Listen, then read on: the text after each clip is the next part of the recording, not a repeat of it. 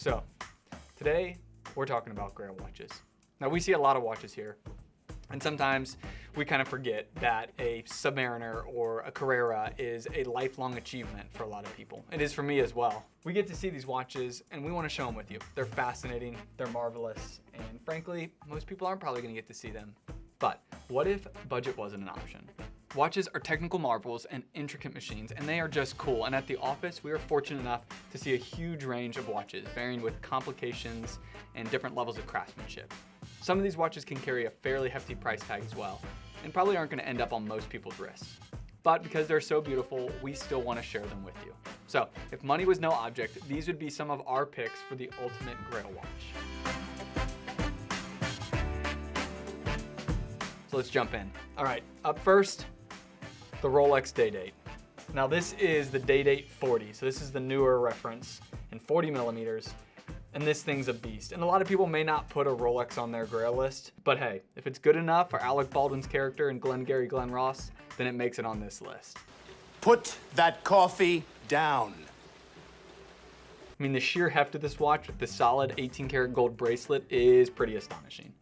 And this one in particular features the new caliber 3255.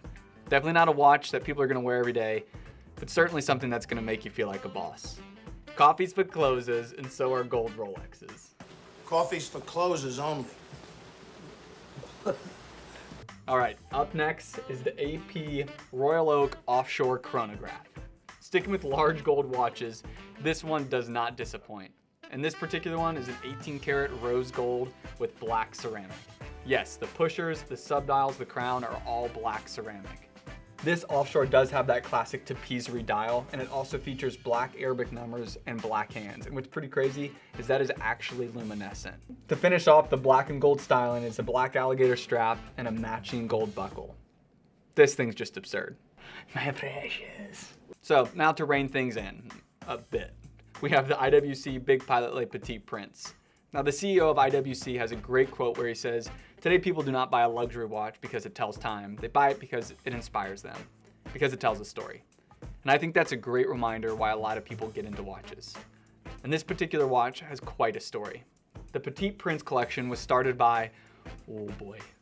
The Petit Prince collection was started as a partnership with the foundation Antoine de Saint-Exupéry. I know I butchered that, but we'll move on. Saint-Exupéry was a French writer, poet, and aviator who wrote Le Petit Prince, or in English, The Little Prince. And this book has inspired several watches from IWC, but I think this one's best. A lot of cues go into this watch, so it's got this marvelous blue dial and an 18 karat rose gold case, and coming in at a whopping 46 millimeters. The watch is powered by one of IWC's Portuguese movements and features an annual calendar. Now what really makes this watch so special is when you turn it over, the rotor has been replaced with a little prince standing on an asteroid. And that is just fascinating. Not something you're gonna get to see every day, especially seeing as this is only one of 250. And the exclusivity certain, that's not a word, exclusivity. Especially seeing as this is only one of 250 pieces, the exclusivity certainly factors into its Grail status. It's just great. All right, up next, the Lange and Sohne Datograph.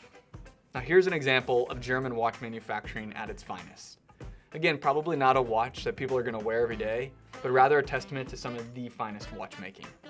Not only is this a solid gold chronograph from one of the finest watchmakers, it also represents a pretty big milestone in the industry. Now this is gonna take a second, but bear with me. So Lange has a pretty crazy history. Originally they were founded in 1845, but after World War II, the company ceased to exist.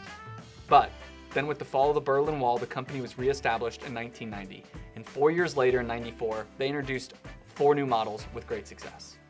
The crowning achievement though was the Datograph, which came out 5 years later in 1999.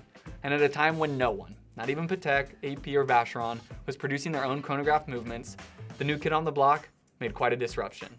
The Datograph's dial is just beautiful in its proportions. You've got the 2 sub-dials forming an almost perfect triangle with the quintessential Lange outsized date. But to me, the best part of this watch is when you turn it over and you get to marvel at the Lange caliber. The 405-piece movement is nothing short of a technical marvel. There's the flyback chronograph feature that allows the user to reset and start the chronograph with the press of a single pusher. And not only that, there's the jumping minutes counter, which was patented by Lange on this watch. Oh, and every part of this watch is hand finished. Yeah, hand finished. Came out in 94, right? No, 99. 99. Oh, so They literally beat them to the punch. It had been almost 25 years since an in-house chronograph movement had been made. Like at that point, Patek, AP Vacheron, they were all using a Lemania base. Like they did not have an in-house chronograph because it's so complex, it's so hard to manufacture.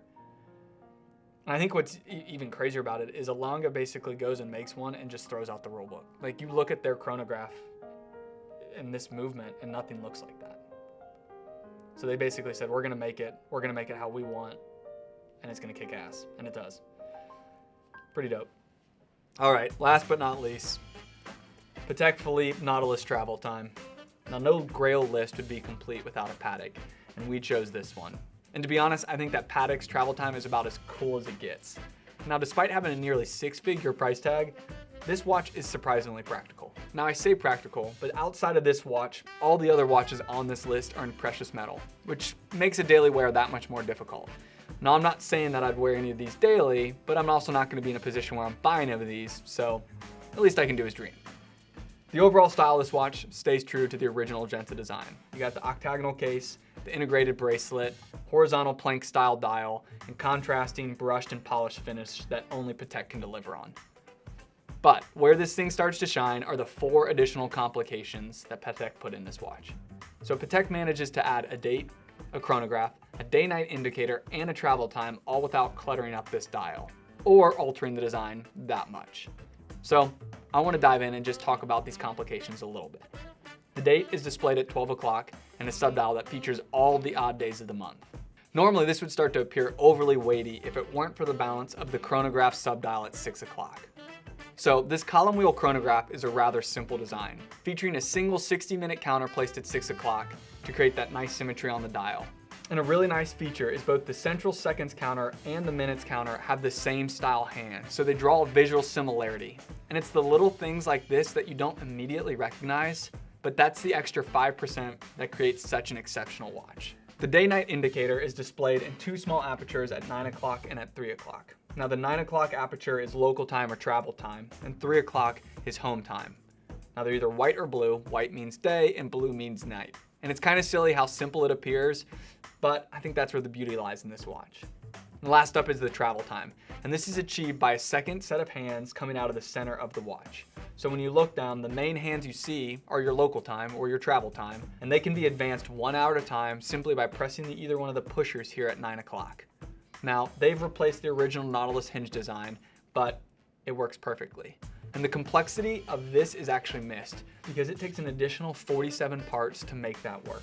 And lastly, you have the home time hand, which is the skeletonized hand that represents home. You done me right, Patek. You done me right. Now, like I said at the beginning, it's fun to dream and talk about what watch you'd buy if the sky was the limit. And I'm dying to hear what you think about Grail watches. And I'd be happy to do a deep dive or show you some more crazy watches in the future. So just let us know in the comments. And as always, thanks for watching.